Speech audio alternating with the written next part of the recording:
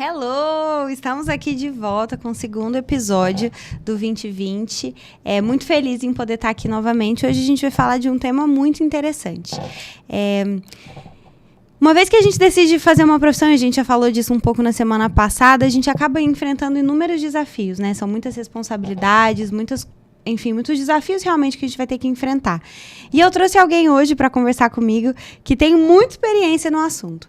O Felipe é gestor financeiro, é investidor, é analista de empresas e desde os 15 anos ele já estuda o mercado financeiro. Tanta responsabilidade tão cedo tem com certeza um impacto, né? Ele muito cedo já foi sócio de uma empresa de crédito que faturou 20 milhões ao ano. Então, a gente está falando de um poder de decisão, enfim, uma maturidade emocional e muito estudo realmente necessário nesse momento. Então, bem-vindo, Felipe. Vamos conversar um pouco. Bem-vindo. Palmas, gente. Muito obrigado, Vanessa. Imagina. Fê, conta pra gente um pouco, então. Quero saber um pouco mais de como começou a sua carreira, a sua trajetória, pra gente conversar um pouco mais sobre esses desafios que você enfrentou até agora. Não, vamos lá, sim. Então, eu comecei cedo, igual você mencionou, comecei com 15 anos a estudar a Bolsa de Valores, principalmente com o incentivo do meu pai, né? Então, ele trouxe, né, a Bolsa de Valores, que na época estava tendo muito hype de day trade, né, e ter uma nova fonte de renda. E ali ele viu uma forma de eu começar cedo, sem precisar de faculdade, sem precisar de nada, né, e já ingressar com o estudo, e foi algo onde eu me identifiquei muito. Gostei. Legal. E aqui a gente já vai fazer um adendo muito interessante, muito importante, né? A linguagem a qual o Felipe está acostumado é muito desconhecida para mim. Então, ele vai explicar muita coisa, a gente vai conversando e entendendo um pouco, assim, né? Esse primeiro momento, assim, o primeiro momento em que você se viu já trabalhando com alguma coisa na área, como foi essa experiência, como foi sentir já essa coisa crescendo, nascendo, né? Que se tornou seu trabalho depois. Sim, no começo foi me designado muitos, vamos dizer assim, né, meu pai e algum, né, vamos dizer assim, dinheiro de família, eles já estavam colocando, né, depositando em mim a confiança de gerir. Com 15 anos? Com 15 anos. Caraca. Ali, vamos dizer assim, fazer investimentos e tudo mais. E ali eu fui pegando gosto e, consequentemente, trazendo resultado. No começo eu apanhei um pouquinho, né, vamos dizer assim, a gente aprende, né, acaba tendo, vamos dizer assim, um momento, né, de aprendizado, mas ali a gente sempre vai aperfeiçoando.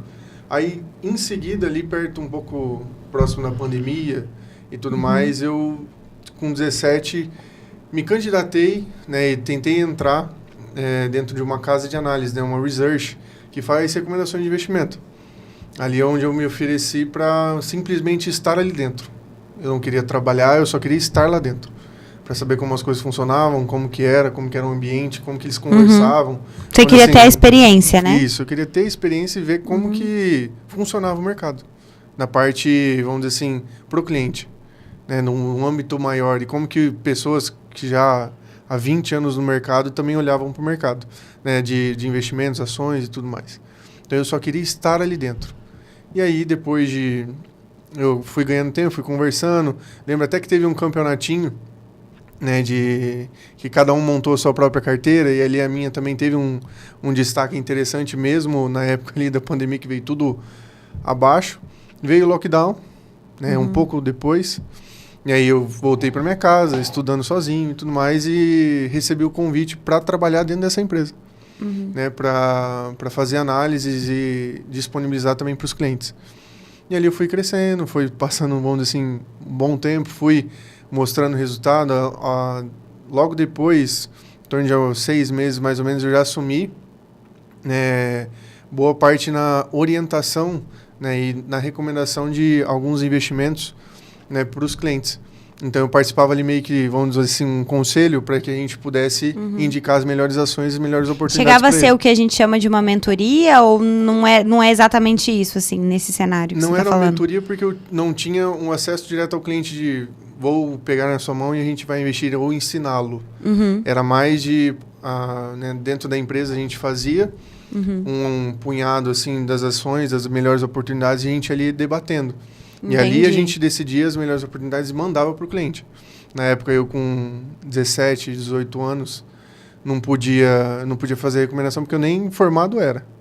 Então, né, vamos dizer assim, eu só participava do conselho e estava ali do lado, mas fazia boa parte das análises e aí um CNPI enviava para os clientes. Então era assim que funcionava. E aí foi indo, até que depois eu também comecei a tomar conta da carteira de investimentos, né, do pessoal, e aí a gente foi só alcançando resultados. Teve um resultado muito interessante ao longo do período, que durante 3 meses consecutivos a gente bateu 10% de lucro, né, com recomendações de investimento, e até mesmo uma das carteiras bateu o top 1 no Brasil. Isso foi um marco muito bom. E a gente sempre tava brigando ali meio que no topo. Cara, eu já tenho muitas perguntas só disso que você falou até agora. Mas acho que a que mais me chama a atenção é assim... no episódio passado, a gente estava falando até sobre esse momento da adolescência, da dificuldade que é, por exemplo, os nossos 2 primeiros convidados tiveram uma profissão, se formaram, amadureceram essa ideia num futuro, e aí mudaram, foram para outra carreira, seja ela complementar ou seja completamente oposta. E você está caminhando para um lugar muito diferente, de cada vez estar mais certo daquilo que muito novo você decidiu que faria. Então, assim, como que é isso de tão novo, você já... Não sei se chegou a ser uma certeza que você tinha ou era só uma curiosidade, era um desafio. O que você acha, o que você sentiu nesse momento, assim, que te levou a continuar persistindo mesmo tão novo, né? Porque, poxa, é uma responsabilidade muito grande. Eu, às vezes, tenho dificuldade para escolher o que eu vou assistir na Netflix, entendeu? Com 15, 16 anos para escolher a carteira de investimentos de um cliente, não consigo me ver nesse lugar. Então, assim, como que foi estar nesse lugar tão novo? Deu muito frio na barriga. Você errou muito? Errei. Caraca, eu errei assim... até mesmo o período antes de eu tomar a posse, eu errei muito. Mas também eu arriscava. Eu acho que um ponto muito importante da gente começar cedo é a gente se posicionar. Eu acho que o posicionamento onde você não precisa estar sempre certo, mas... procure fazer aquilo que você acredite que está. Porque eu acho que se eu tivesse ficado muito em cima do muro ou com medo de talvez recomendar uma ação para um cliente, eu não teria passado por provas, não teria errado para depois acertar. Então, como que eu posso dizer assim, né, nas minhas primeiras operações, as primeiras recomendações dentro da empresa, eu lembro que eu acertei a primeira. Mas eu lembro porque eu tive 2 em seguida que eu errei. A gente ainda estava meio que no 0-0, né? Se eu fosse colocar, por exemplo... Vou dar um exemplo bem besta, tá? Supondo que a primeira deu 5% de lucro numa ação, as outras 2 perdi 2,5%. Entendeu? Mas você já fica em alerta, você já começa a ter uma outra visão. Só que é muito de posicionamento. Eu acho que dá um frio na barriga gigante. Você questiona o tempo todo. Pensa assim, eu recomendei a ação... No dia seguinte, ela já começa a movimentar. E aí, vai para cima, vai para baixo. Você tem que confiar no estudo. Então, eu estudei isso, eu fui atrás. Até mesmo cedo, eu me identifiquei muito com o mercado. Eu gostava de ver aquilo. E eu não precisei de faculdade. Eu acho que até mesmo... Eu acho que, na verdade, eu estava até lembrando esses dias do meu... Como que é aquele questionário que você faz para ver a vocação... Teste vocacional. Teste vocacional. Eu acho que o teste vocacional dava para algo totalmente jogador fora. De futebol. Dava para alguma...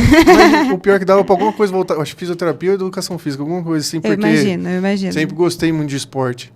Só que era... Eu olhava para o mercado e brilhava meu olho. Então, assim, eu falava, eu vou trabalhar isso aqui o resto da minha vida. E aí vinha a convicção, quero trabalhar no mercado financeiro. E vinha muito de posicionamento. De quero fazer isso, quero ir atrás e buscar conhecimento, buscar estratégias e entrar no meio. Quando você está no meio, onde assim, abre-se um mundo gigante. Então, eu conheço muita gente que começou a trabalhar antes dos 18 anos, já teve vivência com uma profissão e que acabou seguindo muito por influência dos pais. Você comentou que foi o seu pai mesmo que te deu essa chancela, ou pelo menos falou, não, vai, faz isso mesmo e tal. Qual papel você acha que ele teve, assim, em te formar como... Você acha que ele teve alguma influência direta nisso? Ou foi a sua vontade mesmo e ele só apoiou? Total. Eu falo assim, na verdade, ainda novo, uma das questões muito, muito fortes, eu lembro, com 15, 16 anos, eu gerindo, era uma pressão... dele? Ou não sua? Dele, mas eu acho que mais minha, de deixar ele orgulhoso. Entendeu? Então a gente tinha esse ponto, e ele, na verdade, ele sempre teve o papel de falar, não, Fê, você consegue. Entendeu? Vai, você, não desista. Entendeu? Você consegue, é o que você gosta e tudo mais. E eu já tive vontade de desistir. Quem não deixou foi ele. Quem falou assim, Fê, insiste que você vai conseguir. E acho que isso é legal porque a Bárbara estava aqui na semana passada falando exatamente sobre isso, sobre a decisão que ela tomou e perguntar, você vai caminhar comigo nessa? Né? E como é importante ter, para qualquer coisa que a gente faça na vida, aqui a gente está falando de trabalho, mas poderia ser um relacionamento, poderia ser uma compra que você vai fazer que você fica meio assim, será que eu vou comprar isso, tal, vai comprometer muito a minha renda, ou sei lá, será que eu faço essa viagem? O famigerado, será que eu caso ou eu compro uma bicicleta? Né? E ter alguém que te apoia nessa jornada, acho que é muito importante, né? Sim. E aí tem um dado muito interessante, pelo menos que me chamou muito a atenção, né? Que logo depois disso, imagino que é desse momento que você está falando, você entrou em uma sociedade que não muito tempo depois disso faturou 20 milhões ao ano. Esse número é um número muito expressivo, é uma coisa que a gente não consegue ignorar. Então, assim, como que você chegou nesse lugar, construiu essa sociedade, ou como você se tornou parte, assim, desse resultado? Então, logo depois, né, que a gente foi, né, crescendo e tendo resultado dentro da empresa de investimento, surgiu uma oportunidade com uma empresa de crédito. Só que daí mais voltado para gestão. Eu não entrei no início da empresa, né, quando ela, vamos dizer assim, começou, porque daí eu estava cuidando muito da área de investimentos mesmo. Legal. Então aí, né, teve o meu, né, vamos dizer assim, sócio na época, ele pegou e deu início nessa empresa. E ele começou e tal. Depois de um tempo, ele me chamou para fazer parte. E aí eu fiz parte da empresa. Vamos dizer assim, a empresa cresceu muito. Teve muito volume. Para a modalidade de crédito que a gente atuava, vamos dizer assim, disruptou ela para o Brasil quase todo. A gente levou essa modalidade de forma online, né, no caso. No Brasil, ela já existia. Mas a gente conseguiu ganhar bastante mercado no online. E aí, nisso, vinha, né, gestão de equipes, gestão de marketing, gestão de vendas, gestão de financeiro, todas as áreas que ali, como sócios, a gente tinha que gerir. Então, assim, a gente conseguiu levar, né, a empresa a um ápice muito, muito grande em pouco tempo. Graças também, né, muito à estratégia que a gente adotou no online, a estratégia que a gente levou para, né, a empresa, para que a gente pudesse, vamos dizer assim, trazer o máximo de clientes possíveis na menor quantidade de tempo. Então, tinham funis de vendas, né, toda a parte para que o cliente pedisse sozinho. Chegasse no site, ele mesmo conseguisse solicitar. Então, a gente conseguiu levar isso e foi através da gestão, né, da forma como a gente olhou diferente para o mercado. A parte de crédito, às vezes a gente tem muito a ideia de, né, um quiosquezinho aqui no centro, que a gente vai ali, né, e pede, ou até mesmo os correspondentes da Caixa, simplesmente isso. Mas tem um mercado muito grande, né, ainda mais com o online, né, que veio muito forte. A gente falou, vamos aproveitar essa onda. E aí foi ali que a gente começou. E aí, consequentemente, né, a gente pulou, vamos dizer assim, quase de peito aberto nessa parte do crédito. A gente foi tirando um pouco mais o pé dos investimentos, que aí foi tomando uma proporção maior. Né? Chegamos a atender mais de 12 mil clientes, né, no período da empresa, né, com 20 milhões faturados em apenas um único ano, né, que foi no ano de 2024, foi o melhor ano da empresa. E aí foi indo, a empresa passou. Eu casei nesse meio tempo, e aí em agosto do ano passado, e aí em novembro eu decidi caminhar sozinho novamente. E aí foi... Legal. E essa é uma mudança muito grande também, né? Acho que quando a gente vai caminhando, as coisas vão tomando uma proporção muito grande. E aqui eu acho que eu falo de um lugar de identificação também, né? Apesar de a gente ter carreiras muito diferentes, e eu arrisco até dizer, em vários aspectos, visões mesmo de mundo que a gente se difere, eu também me identifico muito com você nesse lugar, assim, grandiosidade mesmo da responsabilidade que a gente carrega. E não porque é uma coisa gigantesca. No meu caso, eu não estou falando de 20 milhões ao ano. Mas estou falando realmente de tratar uma coisa assim como muito cara, né? E para você tem essa expressividade dos números e tal. Tem algum momento que você olhou assim e falou, cara, agora eu sou bem sucedido, assim. Eu nem tô falando da sua conta bancária pessoal, da PF, sabe? Nem tô falando isso. Mas teve algum momento que você olhou e falou, caraca, aqui eu cheguei onde eu queria, pelo menos nesse momento, né? Quando a gente estava, né, vamos dizer assim, no auge da empresa, né, em 2024, que a gente conseguiu ocupar boa parte do mercado, a gente, na verdade, parou e pensou isso. A gente falou, nossa, a gente conseguiu, vamos dizer assim, ocupar o inconseguível. Nós conseguimos o inconseguível. E era um mercado que já existia. Era um mercado que já tinha concorrentes, já tinham lojistas pelo Brasil todo. Né? Então, eu acho que eu, tão novo, fui questionado. Muitas vezes. E as pessoas, quando me perguntavam a minha idade, falavam, não é possível. Não tem como. E eu acho que justamente quando eu olhava as pessoas me perguntando, eu refletia. Falei, nossa, graças a Deus que com 15 anos eu dei um primeiro passo. Eu posso me identificar, porque quando eu conheci o Felipe e ele me contou a idade que ele tinha, eu falei, mentira. Então, eu fui parte dessa estatística, estou aqui provando que foi exatamente assim. Esses dias no escritório, eu tava conversando ali com o pessoal, né? Aí falando, daí eu perguntaram assim, nossa, mas você já é casado? Nossa, mas você já teve empresa, não sei o quê. Felipe, quantos anos você tem? Eu falei, 23. E ela, não é possível. Não, eu dava 28 pra ser fácil. Eu falei, nossa, eu tô tão acabado assim, não é possível. Tá faltando um Renew. As pessoas ainda usam Renew? Não sei, gente. As pessoas ainda usam Renew? Também não sei. A minha mãe usava Renew da Avon, creme para rugas. Desculpa, mãe, por te expor. Mas acho que é isso. Eu também, quando eu te conheci a primeira vez, eu também acho que me impactei um pouco assim com essa questão da idade. E aí, é interessante, porque no meu caso também é assim. E eu tenho uma característica um pouco diferente de você, porque eu sou jovem, né? E eu sou mulher. O que também pega um pouco, porque quando eu iniciei, assim, no grupo Filadélfia como um todo, a minha iniciação foi na área comercial. E aí a gente está falando de uma área majoritariamente masculina, né? Então, se você pensa... Por exemplo, até quando você pensa em vendedor externo, representante comercial, existe uma certa figura de um molejo, de uma coisa, sabe? Que é muito característica culturalmente, ou é atribuída ao homem. E não é o que as pessoas veem, né? Eu tenho muito essa característica do desprendimento, assim... Zero formalidade. As pessoas que estão assistindo o podcast, ainda é o segundo episódio, gente, mas daqui a algumas semanas vocês vão ver, né? Não me sobra muita classe. E acho que muitas vezes também eu parei, olhei e falei, eu tive que confiar muito naquilo que eu estava fazendo para sustentar num ambiente que estava falando, cara, mas não faz sentido isso aqui, não faz sentido essa imagem que eu tenho de você com o que você tá fazendo ou tá entregando, né?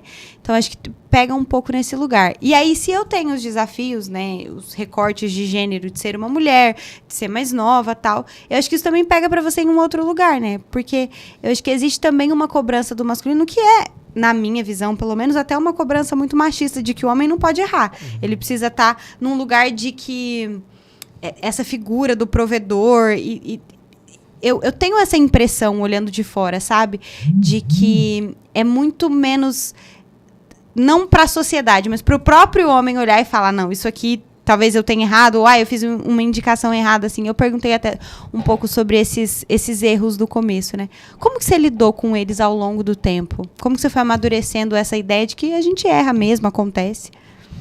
Eu acho que até mesmo igual você como líder, muitos questionamentos vêm, certo? Tanto você quanto externo. E eu acho que justamente é normal errar. Eu acho que é claro que a gente tem que sempre buscar não. Mas a gente entender que, faz parte do jogo. Faz parte, né? Vamos dizer assim, quantos empresários, né? Empresários, investidores, quantas vezes, se a gente olhar... Me fala em memória de trazer alguém aqui como exemplo, mas inúmeros empresários quebraram 3, 4, 5 vezes antes de acertar no negócio e serem multimilionários hoje. né, em acertar em uma empresa boa. Eles quebram, eles erram. Isso é parte do jogo. Interessante. Tem um vídeo da J.K. Rowling, que é a escritora de Harry Potter, que é muito, muito marcado, assim. Acho que ela faz um discurso para alguma faculdade nos Estados Unidos, tipo uma Yale da vida, assim, alguma coisa nesse sentido. E ela fala sobre o poder do fracasso.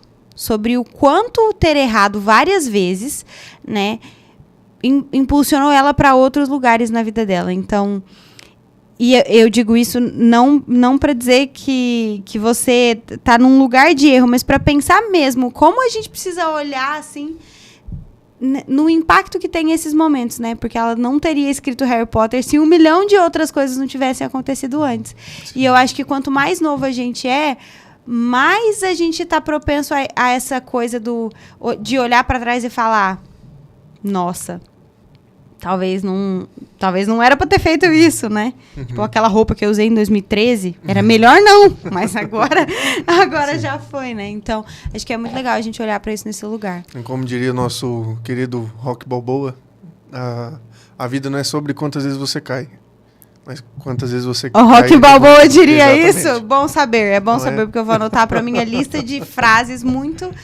de frases impactantes para a vida. E eu não estou brincando, eu realmente tenho uma. Toda vez que eu escuto uma coisa muito interessante, eu boto num bloquinho de notas, porque eu acho que em algum momento vai ser útil. E geralmente é. Bom, você casou então, né? Viveu. Agora está em um outro momento da sua vida, né? Hoje, como você olha assim, para a sua profissão? Agora, em um outro cenário, enfim, em que fase você se vê hoje?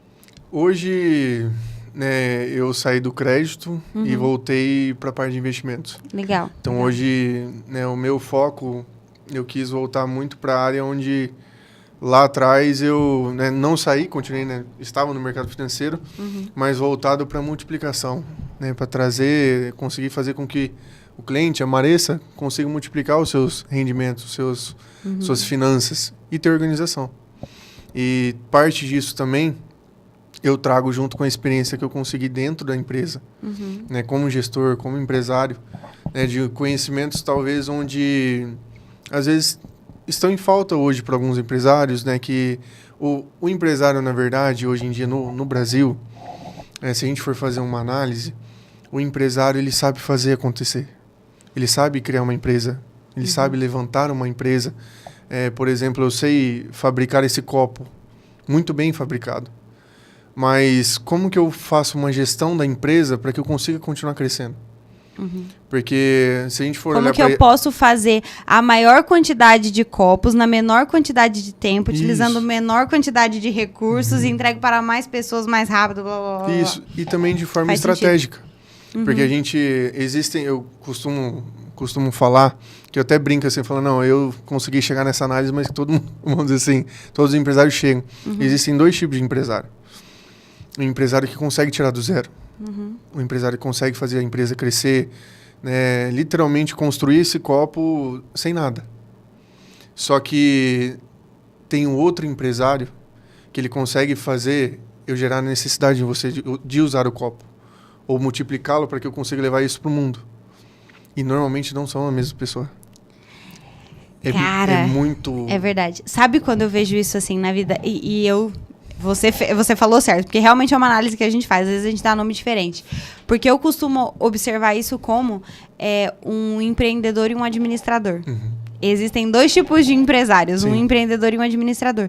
Geralmente quem administra melhor não é tão bom no empreender. E quem empreende muito bem não é tão bom em administrar. É quase como se uma coisa precisasse de todo um esquema de pensar, de acreditar, de fazer as coisas funcionarem que se contrapõem, né? É quase como aquela ideia de que o casamento precisa ser meio que opostos, assim, né? Geralmente existem 2 pessoas, uma que passa a madrugada inteira acordada e a outra que dorme 8 horas da noite. E essas pessoas se casam. E é meio isso também no mundo dos negócios, eu vejo, né? Não, é totalmente, porque né, para que um negócio consiga crescer sustentável, por que também a gente vê muitas empresas quebrando hoje em dia? Porque chega nesse ponto. O empresário, às vezes, não entende que ele precisa de alguém que traga uma visão de fora, uma visão de multiplicação. entendeu? É um preciosismo, né? Porque você criou aquilo com tanto esmero, com meio... tanto cuidado. Aí vem alguém me dizer como é que eu vou fazer o meu trabalho. Fala, você tá errado. Entendeu? Então é algo que, querendo ou não, mexe muito com o empresário. Que não tem, vamos dizer assim, não tem problema, é do ser humano. Então, é natural. É normal, só que as empresas que continuaram crescendo, se a gente olhar empresas hoje grandes, como o XP, né, empresas que precisaram de mais gente. Né, o Guilherme Benchimol, ele precisou entender que ele não conseguiria sozinho. Ele tirou do zero. Tá, só que eu preciso de pessoas melhores que vão me ajudar a administrar isso daqui. Vão trazer visões e falar que eu tô errado. E falar que não é assim, que é assim. E a maior dificuldade dos empresários hoje em dia é isso. De entender que o mundo ele não se limita somente àquilo que você construiu, mas àquilo que você tem ainda. Né? Um mercado que existe e que não, provavelmente, talvez você não veja. Mas tem pessoas que veem. E olha só, gente, a gente nem desenhou para que fosse para esse lugar, mas acho que isso casa exatamente com a ideia do 2020, pensando que tudo é uma questão de ponto de vista. Sim. Então, assim, o quanto as pessoas se propõem a ampliar o seu ponto de vista, porque ele não é o único que existe no mundo, né? E o nosso ponto de vista é uma construção da nossa família, da nossa infância, da nossa genética, é uma construção das pessoas com quem a gente se relaciona, de onde a gente estudou, de onde a gente não estudou, né? Dos vídeos que a gente assistiu no YouTube, dos podcasts que a gente ouviu. É toda essa construção que vai levar a gente para esse lugar. Como você vê, assim, hoje que você falou muito... Eu achei muito genial isso que você falou da capacidade que a gente precisa ter de ouvir que a gente está errado, assim. Como que você, na sua carreira até hoje, assimilou e como que é quando você está errado, né, nesse lugar, assim? Como que... Você acha que você tem facilidade em ouvir esses certos pontos de vista? Eu costumava achar que sim. Nos últimos meses, eu tô achando que eu sou péssima em ouvir que eu tô errada. Sim. Mas depende do dia que você me perguntar. Eu vou falar que eu aceito crítica muito bem. Depende do dia, eu não vou ouvir. Porque eu não vou aceitar a crítica, daí eu vou sair. Sim. Mas é meio isso, assim. Como que é isso pra você? Na verdade, eu acho que eu também tenho um pouco de dificuldade quando eu tomei tal posição. Né? Igual eu falei assim, quando eu tomei tal posição, eu acho que eu vou com ela até o fim. É o ego, né? Não dá. Isso. Eu entendo, acontece. Só que eu tomo um cuidado antes dessa posição. Sim. Eu sempre fui muito observador, né? De olhar. Então, por exemplo, em reuniões, eu sempre ouvia. Eu vejo o que está acontecendo, eu costumo olhar, porque eu costumo olhar tudo que está em volta. E antes de eu tomar a decisão e falar assim, vamos seguir por esse caminho, eu fazia uma análise completa. Eu faço uma análise completa de cenários, de possibilidades. Eu estudo, eu vou a fundo e procuro ouvir pessoas que entendem. Procuro ouvir mais de uma ou duas opiniões até que eu tome tal decisão de falar, eu acho que vamos por esse caminho. Eu acho que esse caminho aqui é o melhor. Porque ali eu já estou um pouco mais convicto. É claro que, né, vamos dizer assim, o empreendedor, eu nunca sei o dia de amanhã. Ninguém sabe. Sobre nada. Nem sabe. Sobre o mercado financeiro, nem sobre a nossa própria vida. Né, eu acho que muitas pessoas, até usando a analogia do mercado de investimentos. O Ibovespa vai continuar subindo, muita gente tomando posição. Num cenário que tal, eu posso falar, e que na minha visão eu acho que vai cair em determinado ponto. Que momento? Eu não sei, eu não tenho uma bola de cristal. Só que a minha intuição, né, e do conhecimento histórico que a gente tem, a gente não, vamos dizer assim, eu não compraria agora. Entendeu? Então, assim, é nessa observação, nesses cenários que a gente vai orientando, pegando opiniões de outras pessoas, para que a gente construa a nossa própria. Só que é aquela velha história, né? A gente tem 2 ouvidos e uma boca. Então, a gente tem que primeiro ouvir muito, estudar muito, ir atrás, para daí a gente tomar tal decisão. Eu acho que quando daí eu resolvo falar, não, eu acho que esse aqui é o caminho. Aí isso, aí né? eu bato no pé até... É legal pensar nisso, né? Principalmente na questão da escuta, porque como é importante a gente desenvolver a habilidade de ouvir outras pessoas para construir isso mesmo, que acaba se tornando o nosso ponto de vista, porque eu acho que é muito comum para pessoas que alcançam cargos de liderança, grandes faturamentos. Eu tenho o prazer e, às vezes, o desprazer de conviver com várias pessoas, assim, né? Pessoas que estão em cargos muito elevados ou que representam grandes marcas. E é tão triste, olhando assim de fora, né? É tão triste quando a pessoa começa a se colocar naquele lugar de que ela os posicionamentos delas são irretocáveis, né? De que, tipo, não, é isso aqui mesmo e vai ser isso pra sempre, porque é o que você falou, tanta coisa muda. A gente, tenho certeza que vai ser sempre assim, uma coisa simples. Eu vou pra escola todos os dias, pra quem, sei lá, pra quem tá indo pra escola, tá indo pra faculdade. Todos os dias até o curso acabar. Aí, do nada, Covid. Era uma coisa simples, era uma coisa óbvia. Todo mundo vai à escola, todo mundo vai trabalhar. Então, eu não sei porque isso tava na minha cabeça. Que essa frase especificamente, que um dia, alguns anos atrás, um dia eu saí pra trabalhar e voltei pra minha casa 2 meses depois. Porque eu quebrei o pé. Foi porque a gente tava falando disso. A gente tava falando disso porque eu quase tropecei hoje no escritório. E aí, eu lembrei que um dia eu saí pra trabalhar e voltei pra minha casa 2 meses depois. Porque a minha casa tem 3 jogos de escada pra subir. Eu moro num apartamento. E eu jamais podia esperar isso. Eu tava crente. Eu tinha...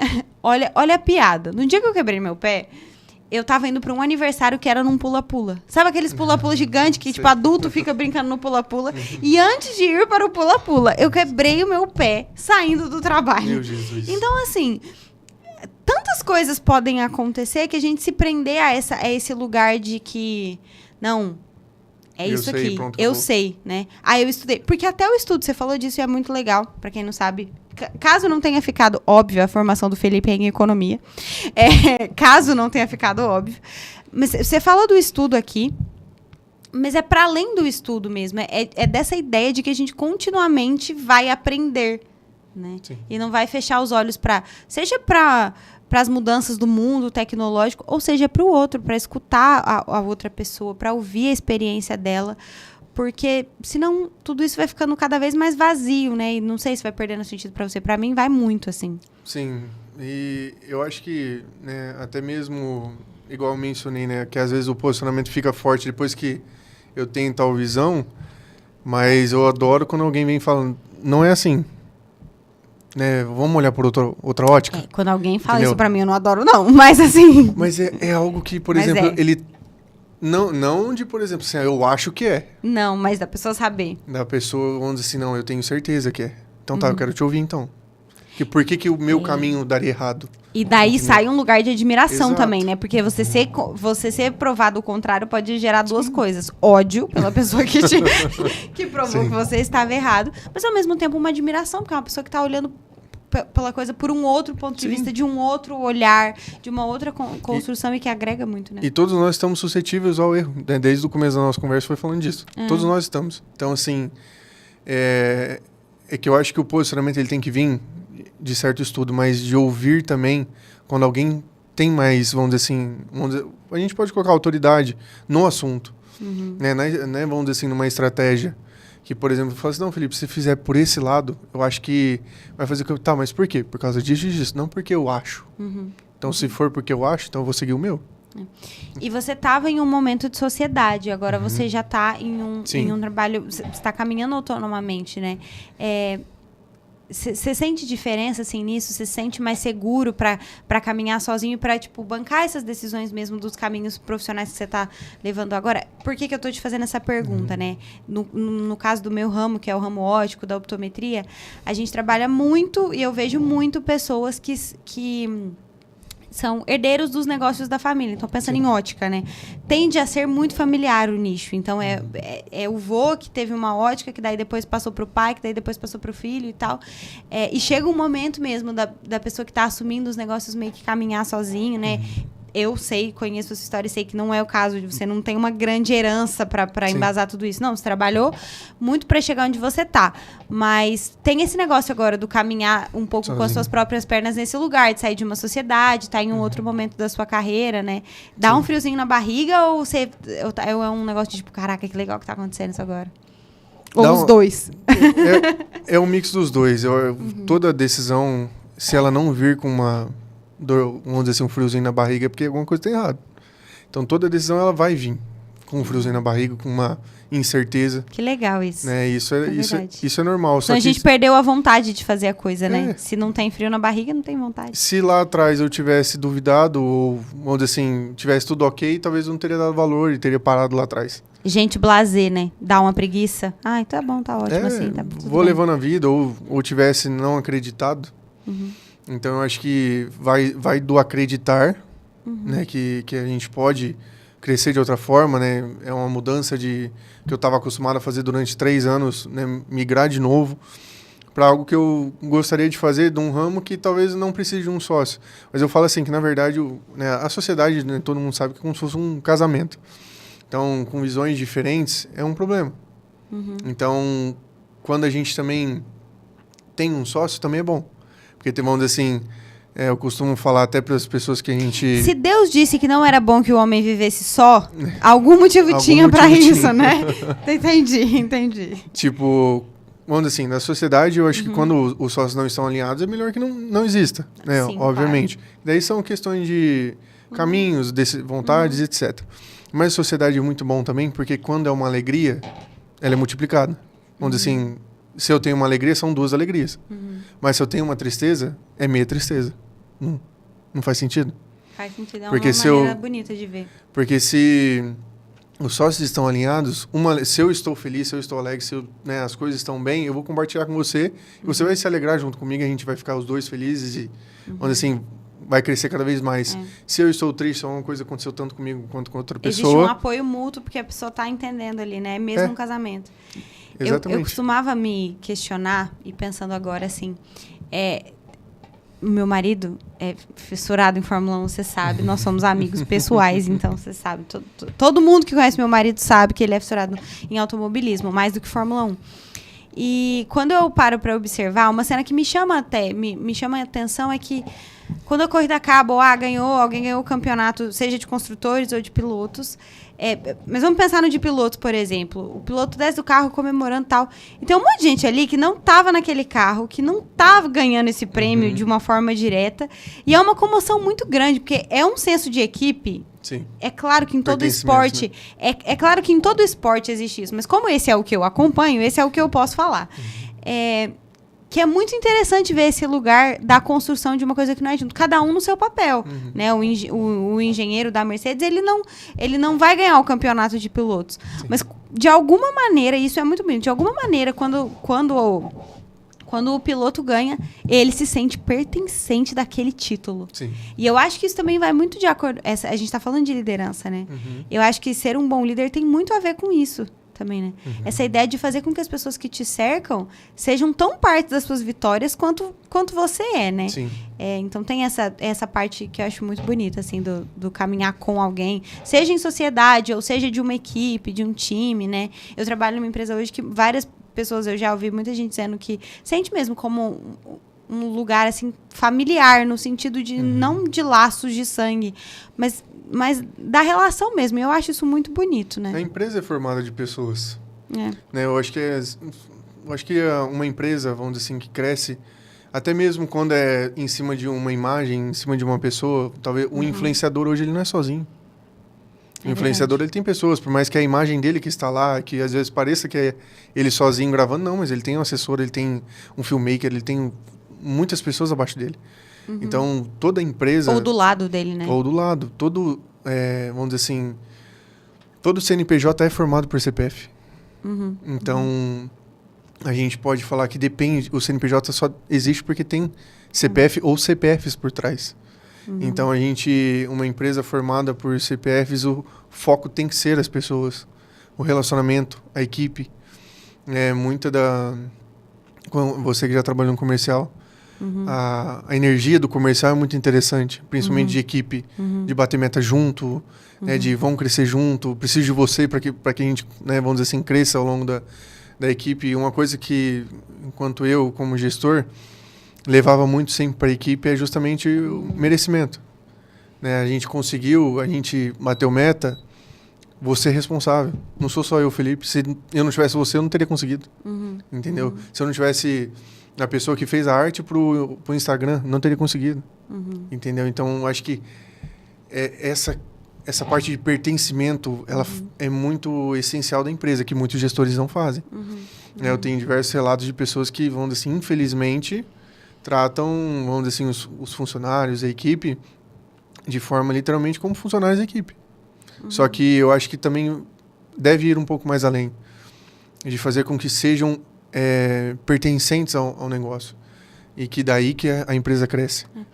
E sabe que eu acho que isso tem muito mais a ver com o nível de relação eu sou uma pessoa, às vezes, pelo menos eu me considero, me vejo em muitos lugares como uma pessoa de poucas ambições, né? Há quem concorde, há quem discorde, mas eu me vejo num lugar de ser pouco ambiciosa em relação a muitas coisas. Mas eu acho que eu sou muito ambiciosa em relação às relações. Porque, para mim, independentemente da empresa, do faturamento, do motivo pelo qual é importante que as pessoas estejam juntos, para mim é indiscutível que as pessoas precisam estar... aonde elas estiverem, elas precisam ser bem recebidas, se sentirem confortáveis. Isso em qualquer cenário, qualquer contexto social. Porque eu não consigo pensar e não consigo imaginar um tipo de relação que não seja pautado no outro. Porque para eu me relacionar, eu não me relaciono comigo mesma, eu me relaciono sempre com o outro, né? Então, é muito importante que eu tenha uma escuta aberta, assim, realmente um coração aberto para ouvir o que é que o outro precisa. E aí, ouvir não tem necessariamente a ver com palavras, né? Tem a ver com o comportamento, como as pessoas estão. E eu acho isso tão importante principalmente para pessoas que têm uma posição de liderança, né? Porque, às vezes, as pessoas começam a se tornar números. Sim. E eu acho tão triste quando isso acontece, porque eu odiaria ser tratada como um número, né? Todas as vezes que eu fui, eu odiei. Então, eu acho que é muito, muito importante isso mesmo que você está falando. Ninguém quer ser tratado dessa forma e, na verdade, quando a gente constrói, né, essa questão do pertencer, vira uma questão de lealdade. E aí, e não uma questão de... Também quando você trata alguém como número, essa pessoa te trata como número. Falando de relação líder para, vamos dizer assim, liderado. Sim. Essa pessoa passa a te ver como, literalmente, como que eu posso dizer assim, um objeto, né? É um obstáculo. É entendeu? uma parte do processo. É uma coisa que eu tenho que tolerar, porque Sim. é isso aqui, é daqui que vem meu salário. Eu tenho que tolerar. É Simplesmente isso. Agora, quando vira algo de pertencimento, vira algo de lealdade. Algo de, pô, tô fechado com ele. Então, vamos crescer junto. Então, acho que quando vira essa chavezinha, né, dos líderes para com os liderados, eu acho que é muito disso, porque acho que raramente começa no liderado e vem pro líder. É muito do líder, como trata os liderados, e isso gera uma reação, né? Eu também acho. Também acho que vem desse lugar primeiro, assim, pelo menos nas minhas experiências. E agora, hoje, assim, quem é o seu público principal? Quem é o seu... Agora que você está trabalhando de volta mais com investimentos do que com crédito e tal. Quem é o seu público hoje, assim?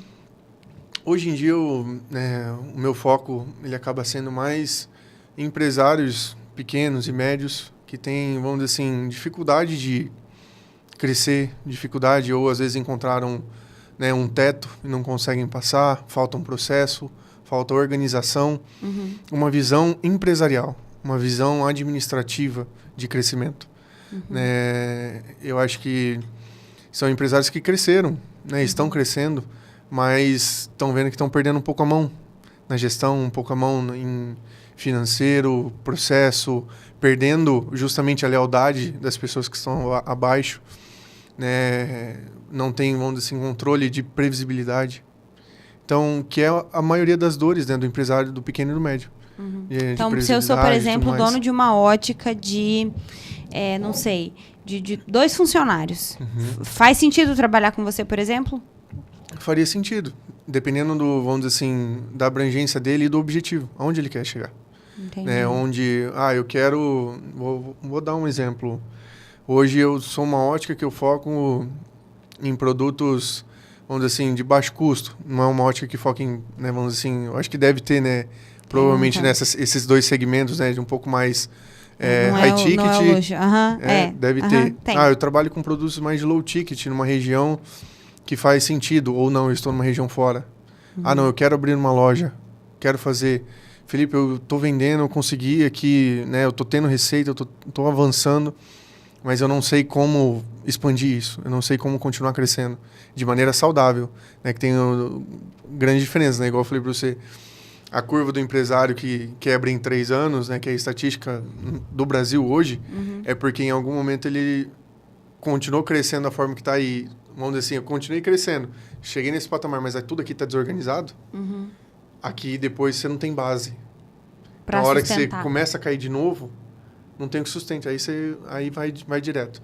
Então, de crescer de forma sustentável, né? Mesmo quem está no começo, quem está já há 10 anos no mercado, mas não saiu do mesmo cenário já faz 5 anos. Então, acho que toda pessoa lojista, né, que trabalha com mercadoria igual pessoa de ótica e tudo mais, todo empresário, vamos dizer assim, que está enfrentando esse problema, que é um problema muito grande hoje em dia. Legal, legal. A gente falou um pouco sobre idade, né? E acho que uma das coisas que conectou muito a gente, eu me lembro de ter... comentei aqui, né? Felipe e eu somos amigos pessoais mesmo, então conheço um pouco da sua trajetória. E uma das coisas que ligou a lanterna, inclusive, que a Vitória, a mulher dele, santa, lembrou a gente e não sei, nos direcionou para esse lugar de que a gente tem isso em comum, né? A gente falou muito dessa questão da idade, da responsabilidade, do peso que é assumir desde muito cedo certas responsabilidades. Se você, olhando agora para o Felipe de 15 anos, que começou a fazer pesquisa assim, no mercado financeiro, que conselho você daria para ele, se você tivesse que fazer isso agora, assim? Nossa, isso aí... Ele não estava preparado para essa pergunta, galera. Fui eu que pensei nisso agora. Ele não veio brifado. É muito importante dizer, gente, que toda conversa que acontece no 2020 é uma conversa aqui que aconteceria na nossa casa, comendo uma pizza, como talvez provavelmente vai acontecer depois daqui, entendeu? Então, tá tudo certo. Não foi brifado. Dito isso, que conselho você acha, assim, que você daria pro Felipe de 15 anos? Eu falaria pro Felipe de 15 anos... que eu acho que o quanto antes ele acreditar nele mesmo, melhor as coisas vão fluir.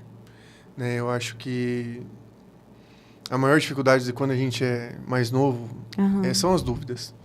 Né? Eu ouvi o podcast também que você, né, fez dentro da semana passada, e muito você falou sobre que as pessoas muito novas têm dificuldade mesmo de entender o que querem, como vão fazer. E é natural, é comum que aconteça. Isso vai existir existiu há 100 anos atrás, vai existir daqui a 100 anos. E essa dúvida, ela é muito justamente porque existe muito questionamento externo. E eu acho que quando você começa a ver muito, não esperar, vamos dizer assim, direção externa e começar a acreditar mais em você, mais naquilo que você quer, no Felipe que eu quero daqui 10 anos, o Felipe que eu quero daqui 30 anos, como eu quero estar, isso vai mudar. Talvez o Felipe que hoje eu falaria daqui 5 anos, não é o mesmo Felipe que eu falei com 15, que eu queria 10 anos depois. Mas essa construção, eu acho que ela é muito importante e que erros vão vir. Não se cobre tanto. Eu acho que eu me cobrei muito quando eu era... Você acha, Felipe? Eu te conhecendo, acho você tão tranquilo. Não, eu me cobrei muito e isso em momentos foi muito, muito forte para mim. Né? De tipo, aí que você se duvida o máximo que tem. Que daí também tem a parte positiva, também de opiniões externas.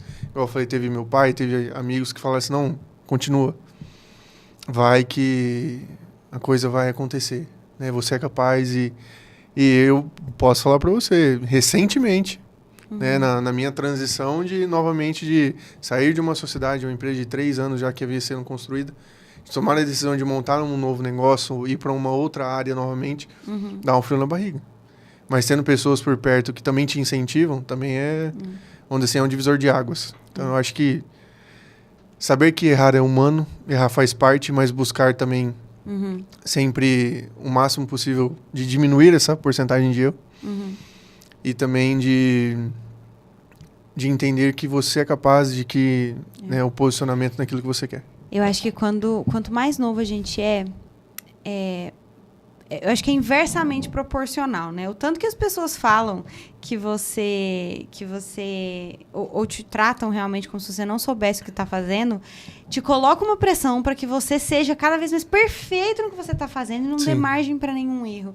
Isso traz resultados positivos, mas às vezes há um custo muito alto. Porque a gente se coloca nesse lugar de que nada de erro, nada pode acontecer.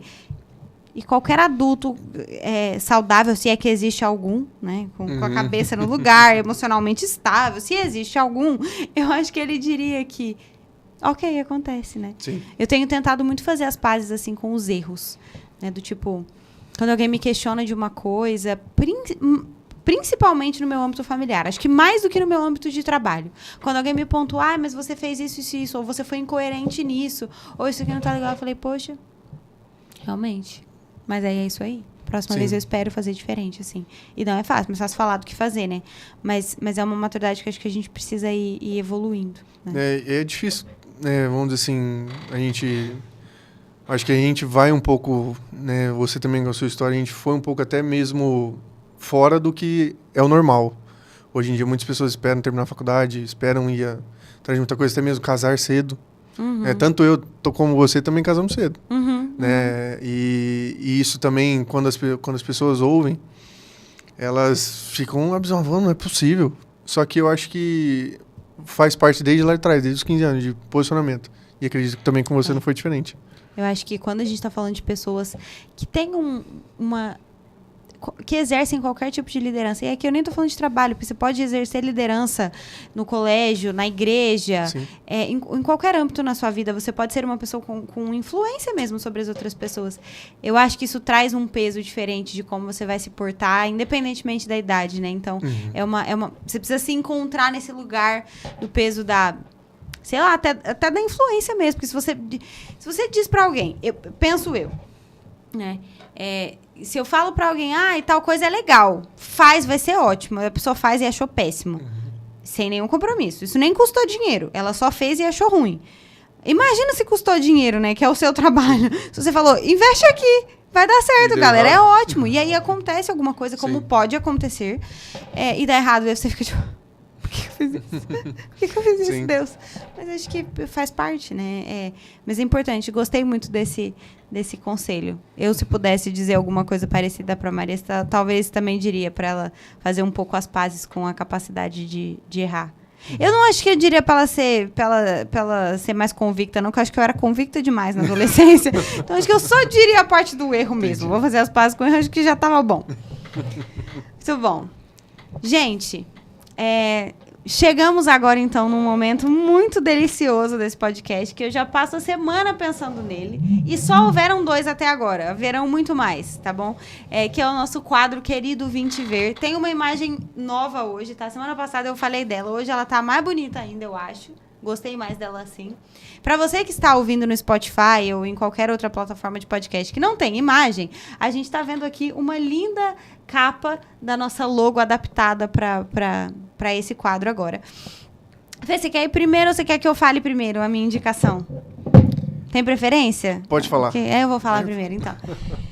Vamos aqui para um momento muito especial entre eu e a audiência desse querido programa, que até o momento está constituída majoritariamente das pessoas que já fazem parte da minha vida, mas expondo aqui para o mundo uma coisa que, se você não sabe sobre mim, não tem como esconder essa coisa sobre mim por muito tempo, que eu tenho um problema com a Taylor Swift. Sim. Eu e muitas pessoas, muitas milhões de pessoas no mundo, porque eu sou altamente impactada pelo trabalho dela. Quando a gente estava pensando em qual seria o tema dessa semana, e falamos sobre liderança, sobre excelência, sobre até o peso que né, carregar certos fardos, assim, desde muito novo, é claro que eu lembrei da Taylor Swift. Porque, né, desde os 16 anos ela tá aí criando os maiores hits do mundo. E recentemente, acho que em dezembro, se eu não me engano, agora esqueci, foi dezembro, lançou no Disney Plus o documentário chama The End of an Era, que é o final de uma era. A turnê da Taylor Swift chamava The Eras Tour, né? Porque ela fez uma turnê com todas as eras musicais dela, cada época de cada CD e tal. E esse documentário é um documentário muito interessante, porque a Taylor Swift é uma figura magnânima, assim. Então, quando a gente está falando, por exemplo, de figura de influência, de poder, a gente está falando de dinheiro, está falando de negócio, tudo isso passa pela imagem da Taylor Swift, que já esteve em 1 milhão de polêmicas. E eu gosto muito de como o documentário mostra essa fase da vida dela, que foi uma coisa gigantesca. Foi a maior turnê, a turnê com o maior lucro no mundo, em toda a história da humanidade. E mostra o quanto é difícil ser uma pessoa que sustenta tudo isso. Porque é o nome dela que está ali, mas também o quanto existe uma pessoa ali, né? Não é só uma máquina, não é só uma empresa, não é só um CNPJ, né? Assim, pra quem não gosta da música da Taylor Swift, eu não ligo, tá? As pessoas todas ficam falando, porque Taylor Swift, eu não me importo. Você não precisa gostar da música dela. O documentário não tem a ver com a música dela, tem a ver com como ela construiu a turnê mais lucrativa da história, assim. E é muito interessante pra quem gosta de música pop, mas também pra quem não gosta, pra quem gosta de entender a visão dela, né? De entender a visão. Eu acho fenomenal, assim. E eu já vou dar um spoiler, porque falando sobre até posicionamento, assim. Uma coisa que me pega muito. Todo mundo fala muito sobre a Taylor Swift ser isentona, assim. Eu falo disso na terapia, tá, gente? Eu falo da Taylor Swift na minha terapia. É toda uma questão. Sobre ela se isentar mesmo de várias coisas acontecem, várias polêmicas acontecem e ela não se posiciona sobre elas, ela não fala nada, ela não se comunica publicamente.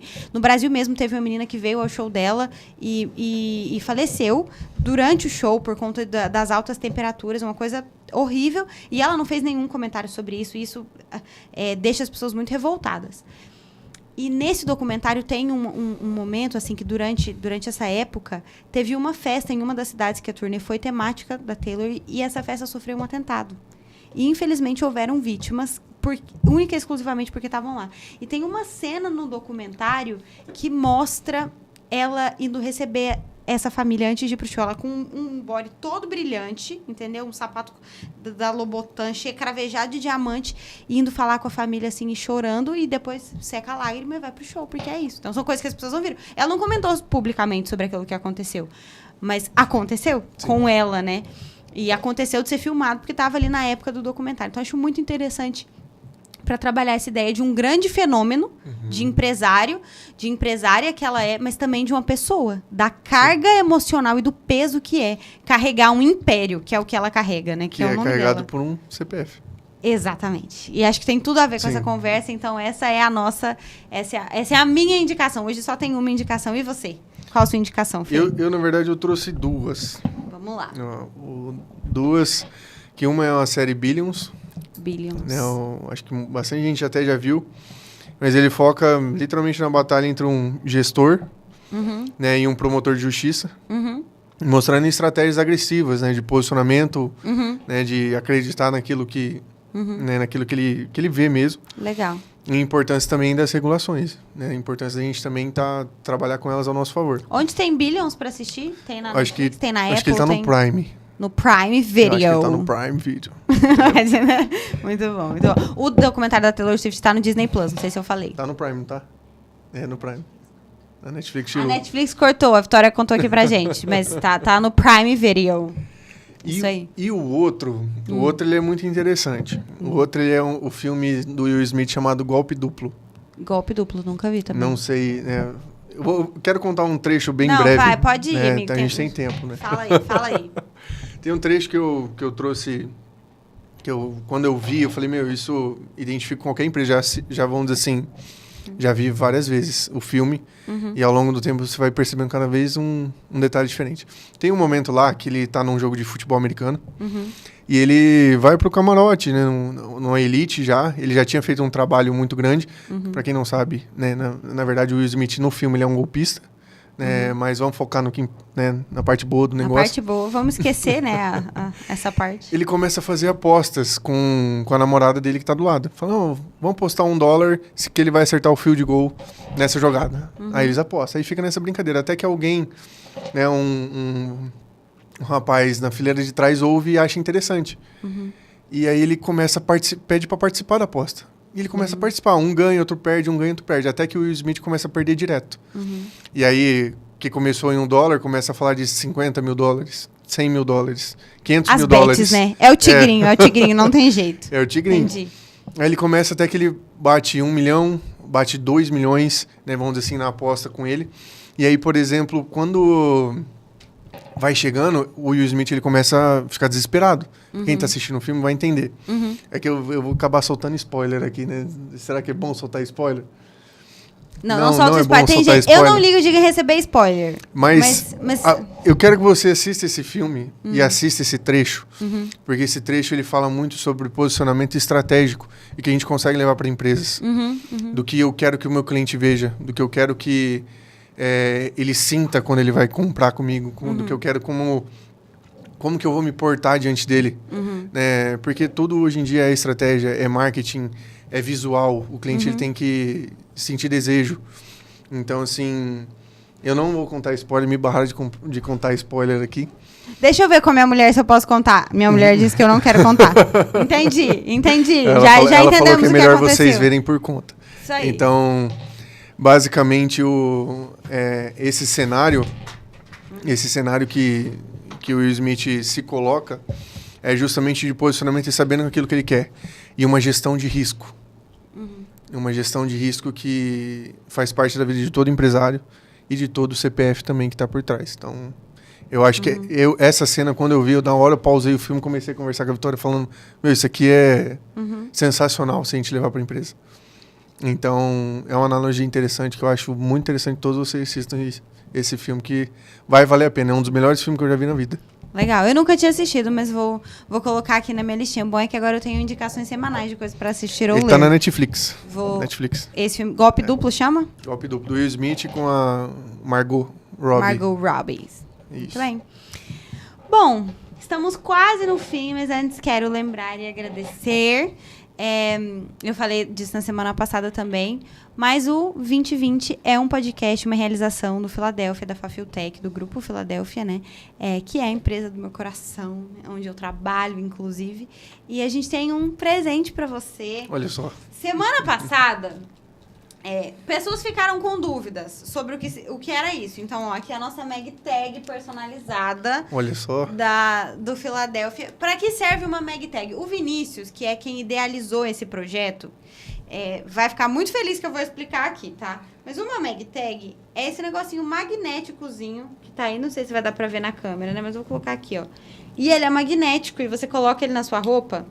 E aí, para as pessoas míopes como eu, que, né, às vezes tiram o óculos para olhar coisas perto, quando você tira, você bota ele aqui na roupa, tá vendo? E a mesma coisa vale para óculos de sol, por exemplo, se você não usa receituário. Então, é para isso que serve uma Mag Tag. E esse é o presente do Filadélfia, da Fafiltech, para o nosso convidado da semana. Obrigada, Fê. Viu? Foi um prazer estar com você.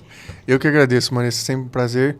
E continue assistindo o podcast, que só vem coisa boa por aí. Isso aí. Até semana que vem, gente. Tchau.